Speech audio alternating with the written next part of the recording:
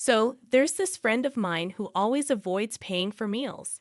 Every time we go out, she conveniently leaves without paying, and I end up covering the bill all the time. Once, she invited me to a hotel and suddenly told me to pay $1,500 for our stay. I was confused and asked her what she was talking about. She insisted that I should foot the bill for our lodging, which seemed completely unreasonable. I'm still shocked, but I've decided it's time to make her face reality. I'm Michelle, a 45-year-old office worker. I live with my husband of 18 years, our daughter in middle school, and our son in elementary school. Since both my husband and I work, we share household chores. Whoever has some free time does the dishes, and we work together to manage our daily lives. My husband is really involved with our kids, driving our daughter to sports activities and playing catch with our son. He's an awesome dad, and I feel fortunate to spend time with such a caring husband and adorable children. One day, someone disrupted my peaceful routine. While I was taking out the trash in the morning, my neighbor and fellow mom Susan asked if I wanted to go for coffee sometime. I hesitantly replied, "Coffee, really?" She explained that there's a new trendy cafe nearby with delicious Korean bread, and she thought we could go together. Although I wasn't too excited, I agreed to go on Saturday. Susan, who hadn't spoken much before, seemed really enthusiastic. I was initially planning to decline because I prefer spending my weekends with my family after a busy week of work, house chores, and taking care of the kids. However, Susan knew my children's schedules and mentioned that on Saturday, my daughter has sports and my son has plans with friends. Surprised, I asked her how she knew, and she cheerfully shared that she heard it from David, who is in the same sports activities as my daughter, and my son mentioned his plans. Feeling a bit pressured by Susan's good mood and information about my kids' plans, I reluctantly agreed to go to the cafe on Saturday. She left after setting the date and meeting place, and I found myself committed to our coffee outing. On Saturday, I was feeling a bit down because I had worked extra hours. We were supposed to meet at the station, but Susan was late, and she didn't apologize. Even when we reached the cafe, there was a long line, mostly of young people. I suggested going to another place, but Susan insisted on waiting because she really wanted to try the bread there. After an hour of waiting, we finally got a seat. Susan, feeling tired, commented that I should have gotten the drinks while we waited. I apologized, and despite my frustration, I smiled. The bread she recommended was indeed delicious, and I thought about bringing my family next time. As we were about to leave, Susan suddenly needed to use the restroom. I waited for 5 more minutes, feeling the stares of people waiting, and ended up paying the bill. After another 10 minutes outside, Susan came out, saying her stomach hurt a little. I asked about her condition, but she said she was fine and walked ahead of me. Trying to talk, Susan cut me off and insisted I choose a drink. Even when I declined, she pushed me to pick something. I chose tea, and she said it's on her, looking satisfied. I thanked her, but I couldn't help feeling uneasy. I wondered if she thought this covered the cost of coffee and bread. I didn't feel comfortable asking her to pay directly. As we arrived at the station, Susan quickly went home, saying she had something to do. After that, every time Susan invited me for tea, she never paid for it. Not only that, she kept asking about my family's activities from other people. On weekends, she left her kids with her in-laws and went out with friends, hardly being at home. Recently, she even left her kids with us to go out drinking on weekday nights. She checked when we would be home, brought her child before dinner, and said, "Take care of my child too." The kid enjoyed eating with us, but it was a burden for the adults. I asked if her husband was home, and she mentioned he's often on business trips. I wish she would at least contribute to the cost of food, considering we already have 2 grown children. But Susan just said, "It doesn't make much difference with just 2 more and left." Any homemaker would understand the financial strain. It's been a month since we started living this way, and the kids are on summer vacation. On the way home, Susan invited us to go out with our families. I was unsure because my husband had been approached by her earlier. Since Susan's husband would be home, she invited us during the holiday. I hesitated, thinking if it's with the family and her husband is there, it should be fine. My husband mentioned it to the kids, and they seemed excited. We agreed, and Susan and I decided on the time and place. On the day of the outing, her husband couldn't make it due to a sudden business trip. It would be just Susan and her 2 children. We followed behind in our own car to a rental campground with cottages, planning to stay overnight. While we prepared the barbecue, the kids were already playing. Once everything was ready, we started grilling the meat. We ordered food for 10 people, including 2 extra servings since Susan's husband couldn't make it. We ended up with 3 extra servings, and I was worried it might be too much. Breakfast is always the kids' favorite, but during summer break, figuring out lunch and dinner can be a bit of a hassle. Today, we decided to keep it simple by just grilling meat. While my husband and I were busy preparing and grilling meat, Susan just sat there, not doing anything, with a calm look on her face.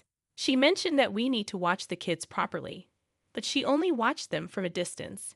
When I called the children to eat, she grabbed some meat, saying, "Wow, that looks delicious."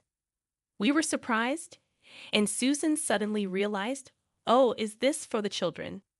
I wanted to give it to the kids first, but since we were grilling more, I thought it would be okay. The kids looked disappointed, expecting an apology from Susan, but she just laughed and said, "You better eat quickly, or I'll eat it all up." My husband and kids were shocked. Then Susan ate even more meat than the growing children. We had planned for 1 lamb chop per person, but she had already eaten 4 and was reaching for more. "Susan, we only reserved 1 lamb chop per person. You've already had 2 extra ones for yourself and your husband, so please have something else. It might seem small, but we can't get more food because we reserved it." "There are limitations," I explained. "What? I can't eat what I want. That's not fair," she complained. I reminded her, "Didn't you know this when we made the reservation?" We planned and decided on the food together, even discussing ordering more because of our growing children. Susan insisted, "I don't eat much. I have a small appetite. Just count me as not there, and 1 extra portion should be fine for my kids and the men." I thought ordering for 10 people, including our 2 middle school kids who eat a lot, and 1 elementary school child, would be enough. But the meat was disappearing quickly. "My son wants that meat," my son said, reaching for it. But Susan grabbed it and ate it quickly. I was upset, and even my usually calm husband was getting annoyed. We couldn't strongly object because Susan's children were there. "Mom, don't act like a child," said Susan's daughter. Susan justified herself, saying, "Survival in camping means fighting over meat." The children were surprised by Susan's immature behavior. Later, we finished the barbecue, played outside for a bit, and decided to take a break. Since the cottages were separate, we could take a break from Susan and relax. Even though it was supposed to be fun, it felt tense, and my husband looked tired. He suggested, "Let's have breakfast and head home early tomorrow." We spent the rest of the time relaxing with our family and greeted the morning. Susan came out of her cottage cheerfully, saying, "Good morning." I replied, "Good morning. You're lively today." She said, "Of course." I ate a lot, relaxed, and had a great time. For breakfast, we had sandwiches provided, played a bit more, and then started preparing to leave. During the final payment, Susan was missing. I told my husband, and we looked around, but even Susan's children were not there. I asked the kids if they had seen her, and they said she mentioned going to the restroom and told them to go before leaving. When asked about payment, I requested the cashier to wait. After waiting for 10 more minutes, Susan hadn't returned. I went to check the restroom, but Susan and her kids were gone, and her car, which was supposed to be parked nearby, was missing too. What? My husband was surprised. It looked like Susan and her family had already left. I couldn't believe it. I was about to explode with anger. Inviting us and then leaving without paying was infuriating. The total cost of everything, including camping equipment, cottage stay, drinks, meat, and more, was nearly $900. Susan knew the approximate amount during the reservation, and she insisted on this place, which only allowed on-site payment. It seemed like a planned act now. We decided to go straight to Susan's house. "Susan, please open the door." After ringing the doorbell many times, Susan reluctantly opened it. "Susan, why did you leave without telling us?" I asked. "Huh? Didn't I say I was leaving?" She acted like she didn't know. "Susan, you need to pay now. Give us the money," I told her firmly. "Oh, what I forgot. But I don't have any money right now," Susan replied. "We agreed on the amount beforehand, right? You set the budget." I hadn't mentioned it earlier, but I couldn't stay quiet any longer. However, she kept saying she had no money, so I asked, "What happened? You bought something you wanted before the camping trip. Look," she said, laughing and showing off her purchase. "So you didn't have money during the camping trip?" I asked, getting a bit annoyed but still questioning her. "Yeah, I didn't have it when I reserved. So what?" I was fed up with Susan, who kept laughing without feeling sorry at all. "You planned this from the beginning," I said, and she replied, "Well, thanks to me inviting you. We had a great time. It's a win-win situation, isn't it?" So I confirmed one last time. "So you don't plan to pay? You're so persistent. It's embarrassing. I told you I don't have the money. When I get it, I'll pay you back. Or are you trying to get money from someone who doesn't have any?" With no shame and an unapologetic attitude, Susan laughed, and I reached my breaking point. "I see, understood." I went home without saying much and talked to my husband about what happened. Time passed, and Susan suggested, "Michelle, there's a tasty restaurant nearby. Let's go." She acted like the camping incident never happened. "I'm sorry, but I'm busy, so I can't go." I had been saying no to Susan's invites for a few months, getting impatient. Susan came up to me looking angry, saying, "Are you avoiding me? Still upset about the camping thing? A few hundred or a few $1,000s, it doesn't matter. I can't believe you'd avoid someone over that, even if it were a lot more."